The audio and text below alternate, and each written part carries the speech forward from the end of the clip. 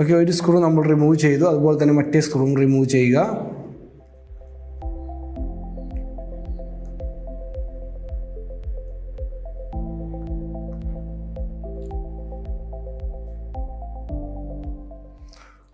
Okay fine, നമ്മളപ്പോൾ 2 സ്ക്രൂവും remove ചെയ്ത് കഴിഞ്ഞു.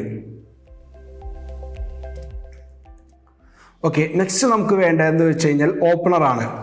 അതായത് സ്മോൾ ടൈപ്പ് ഓപ്പണറാണ് നമുക്ക് മെയിനായിട്ട് വരുന്നത്. ഓക്കെ,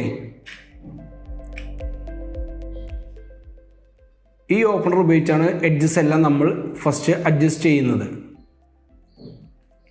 അഡ്ജസ്റ്റ് ചെയ്യുന്നത് എങ്ങനെയാണെന്ന് വെച്ച് കഴിഞ്ഞാൽ ഇതിൻ്റെ 4 എഡ്ജസും അതുപോലെ തന്നെ 4 ഭാഗങ്ങളും കൺവേർട്ട് ചെയ്ത്, അതായത് ഇതിൽ നിന്ന് ജോയിൻറ്റിൽ നിന്ന് വിടിപ്പിച്ചെടുക്കുക. ചിലത് ഈ ഓപ്പണർ വെച്ച്